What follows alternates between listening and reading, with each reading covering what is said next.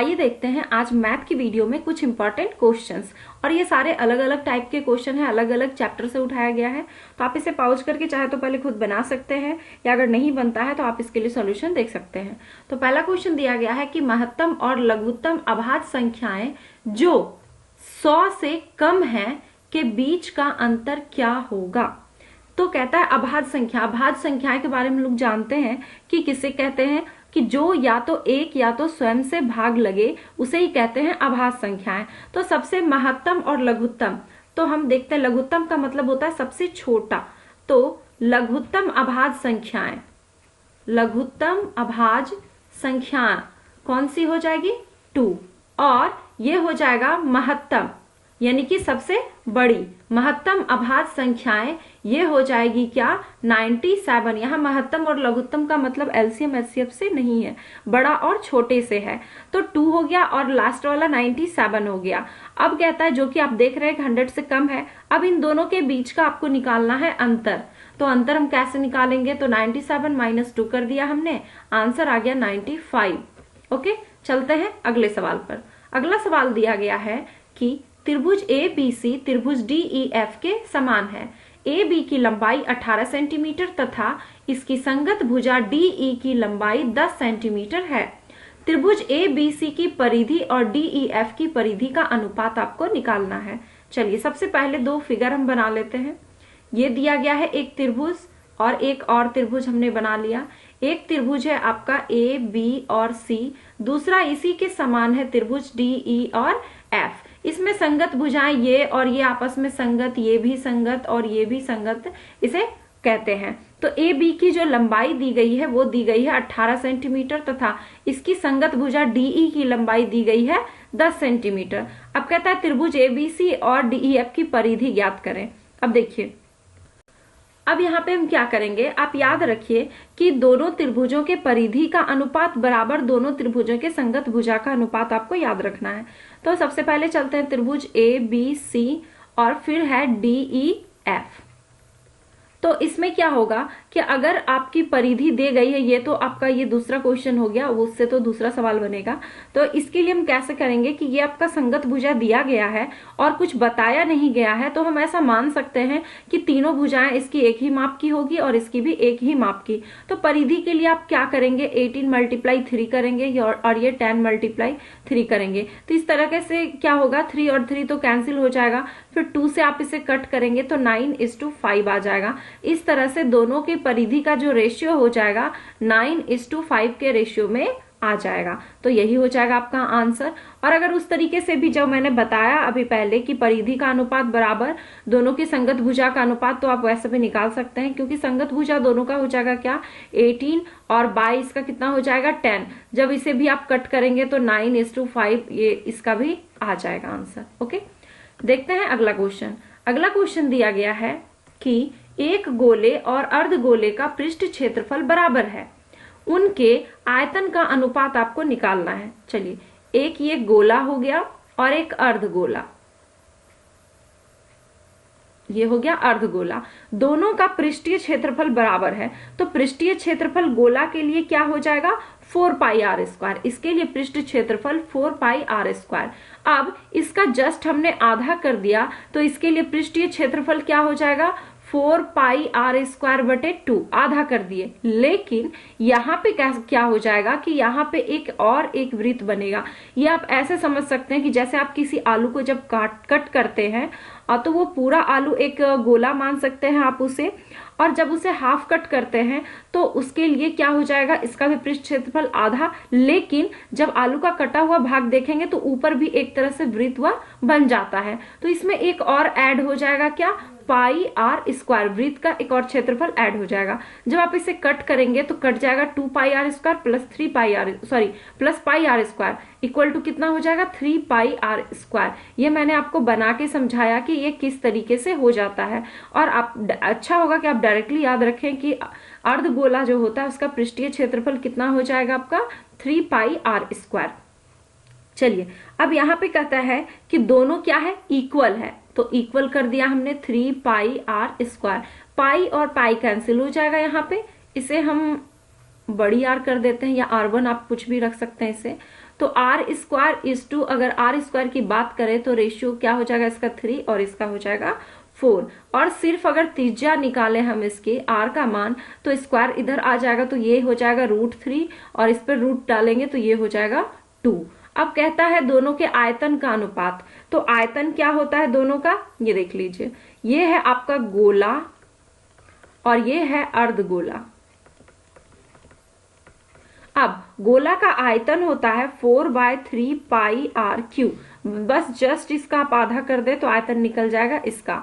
4/3 पाई r³ का जब आप हाफ कर देंगे तो ये कितना हो जाएगा 2/3 पाई r³। ओके, अब इसे बड़ी आर रहने दें, जिसे जो माना आपने वही रहने दें। ये पाई और पाई कैंसिल हो जाएगा, 3 और यहाँ पे 3 कैंसिल हो जाएगा, 2 और 2 कैंसिल हो जाएगा, यहाँ पे 2r³ और यहाँ पे क्या हो जाएगा सिर्फ बड़ी आर का क्यूब। चलिए 2 मल्टीप्लाई आर का मान यहाँ पे √3 ही दिया गया है, तो √3 मल्टीप्लाई √3 मल्टीप्लाई √3 ऐसा आप लिख सकते हैं। आर का मान यहाँ पे 2 है तो 2 मल्टीप्लाई 2 मल्टीप्लाई 2 आप इससे लिख सकते हैं। तो 2 और 2 कैंसिल हो जाएगा, यहाँ बच जाएगा 3 √3 और यहाँ हो जाएगा 4। तो यही हो गया रेशियो 3√3:4। आपके ऑप्शन में मैंने इसका देखा था कि इस तरीके से ऑप्शन नहीं था, इस तरीके से आप ऑप्शन दिया हुआ था, तो इसके अनुसार से ये सही हो जाएगा, क्योंकि जब आप इसका बट्टे वाला खत्म करेंगे तो 3√3:4 ही आ जाएगा। यही होगा इसका आंसर।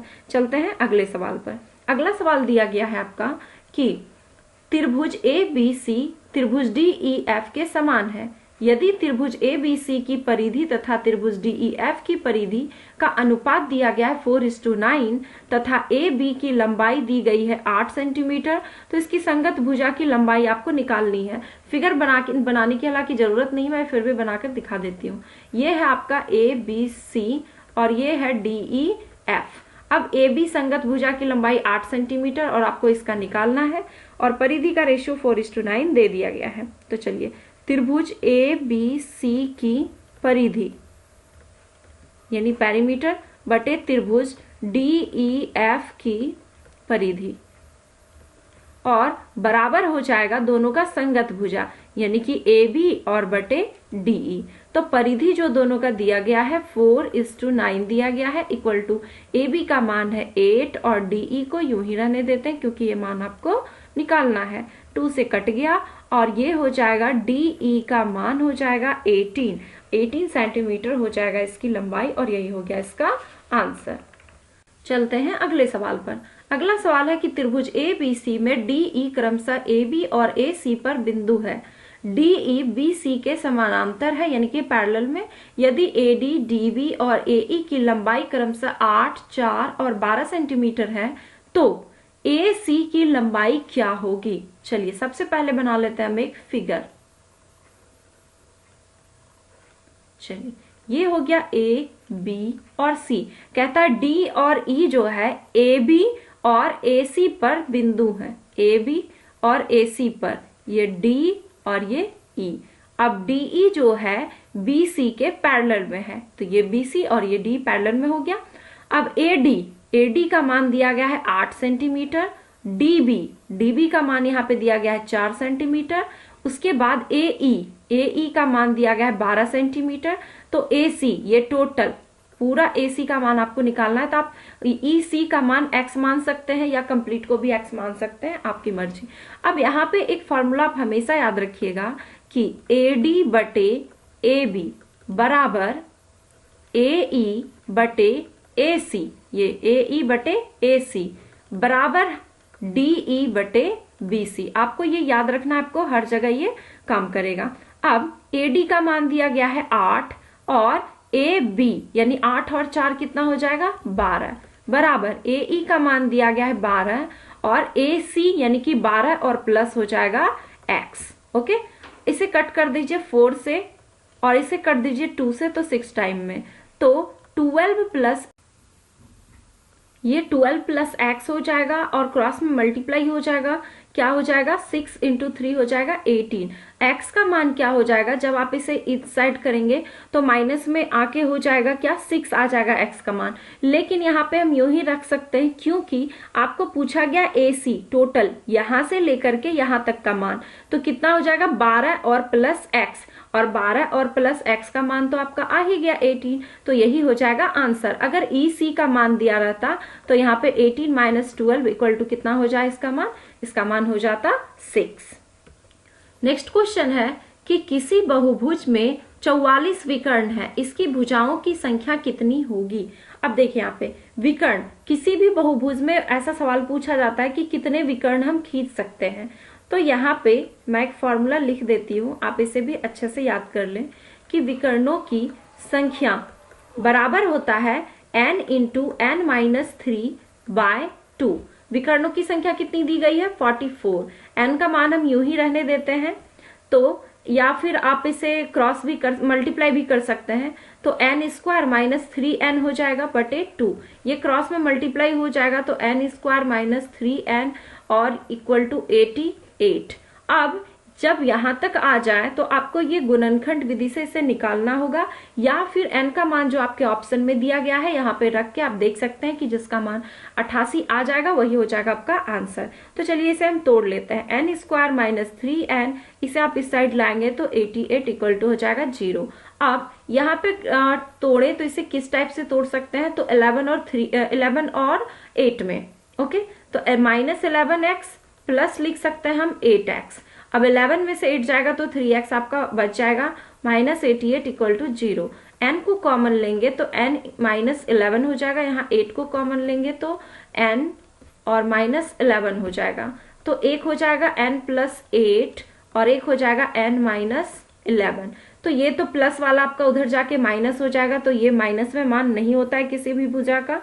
और यहाँ पे कितना हो जाएगा, जब इसे उस साइड करेंगे तो 11 हो जाएगा, यानी कि ये हो जाएगा, यानी भुजा की जो संख्या हो जाएगी वो हो जाएगी 11। आप इस फॉर्मूले को अच्छे से याद कर लें कि विकर्णों की संख्या n इंटू n माइनस 3/2, क्योंकि क्वेश्चन कभी कभी पूछा जा सकता है आपसे ऐसे कि 11 भुजा वाली सम बहुभुज में कितने विकर्ण खींचे जा सकते हैं, तो आप ऐसे करके इससे पुट करके निकाल सकते हैं।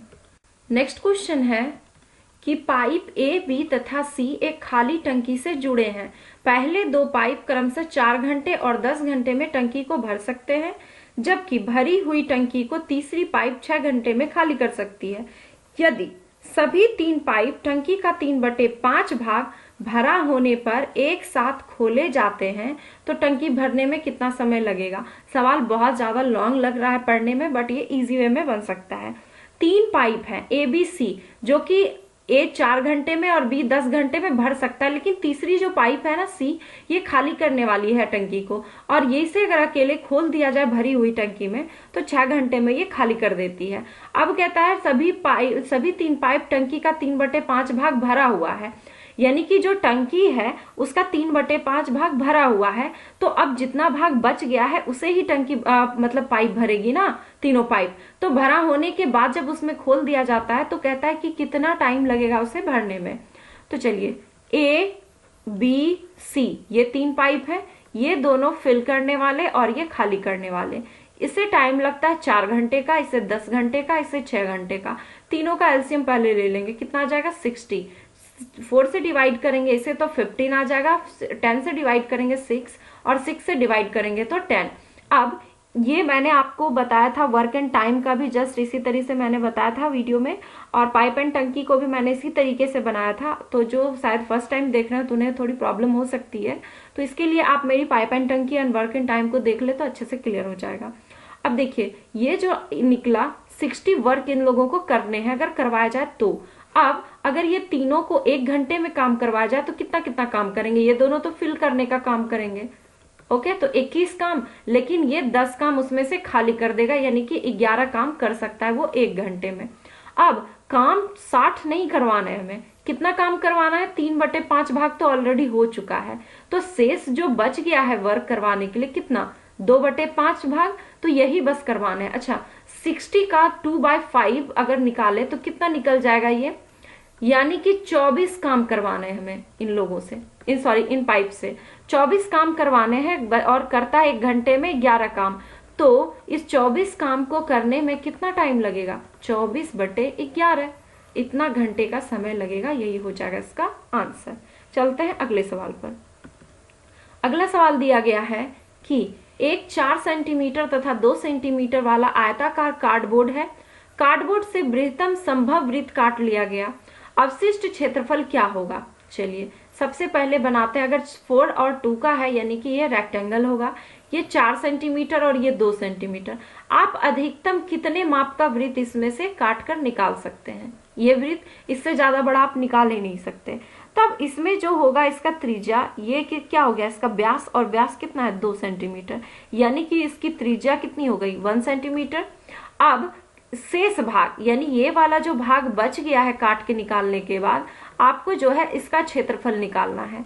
तो इसका क्षेत्रफल निकालने के लिए आप क्या कर सकते हैं कि आयत का क्षेत्रफल में माइनस कर दीजिए आप वृत्त का क्षेत्रफल। ओके, आयत का क्षेत्रफल होता है लंबाई गुने चौड़ाई, और माइनस वृत्त का क्षेत्रफल क्या होता है? पाई आर स्क्वायर। ये 8 और माइनस पाई, आर का मान आपका 1 है तो 1 का स्क्वायर करेंगे तो वैसे भी 1 ही आ जाएगा।